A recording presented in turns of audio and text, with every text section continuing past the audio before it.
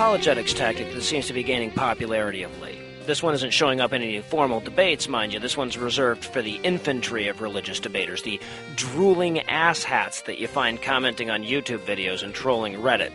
It's a tactic I like to call God the Ingredientless Sandwich.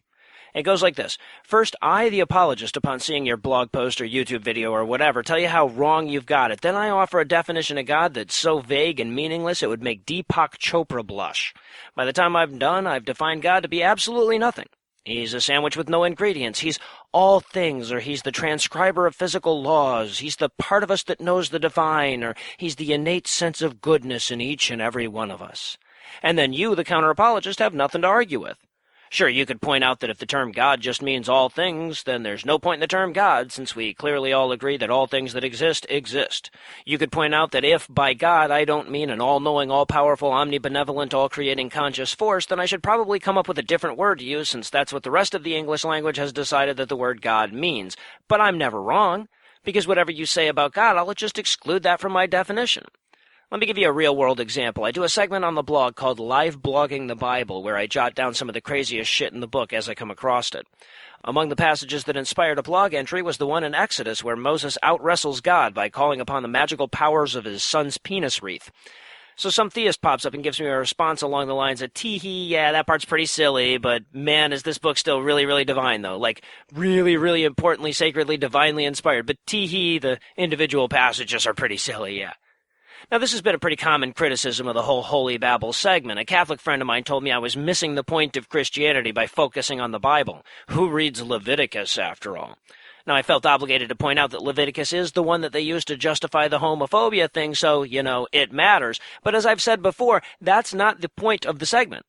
We're not out to disprove the Bible or offer a textual critique. We're here to point at it and laugh and make dick jokes.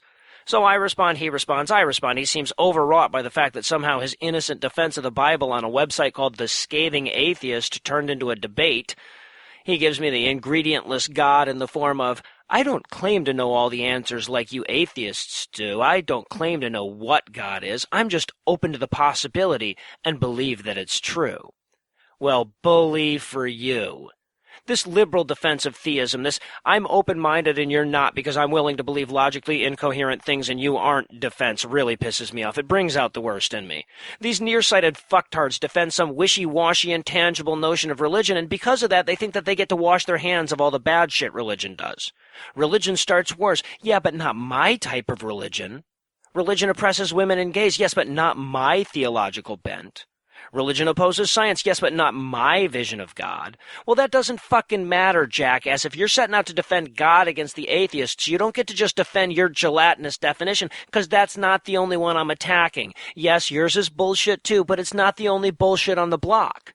You're involving yourself in a social movement, and if you win, you don't just win for your little slice of your side. You win for every homophobic, misogynistic, child-indoctrinating, anti-science, anti-education, anti-abortion, anti-equality fucktard who wears the cross.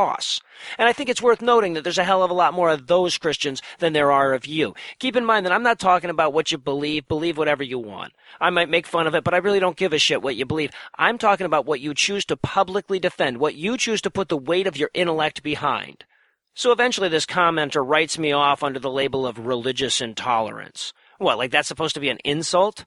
I wear the religious intolerance label pretty proudly, buddy. I spend about 40 hours a week being actively intolerant of religion and the rest of my time being passively intolerant. The fact is that these would-be apologists are defending the side that makes good people kill other good people. To that, I simply say you should be ashamed of yourself and you're not, so I'm ashamed of you for you.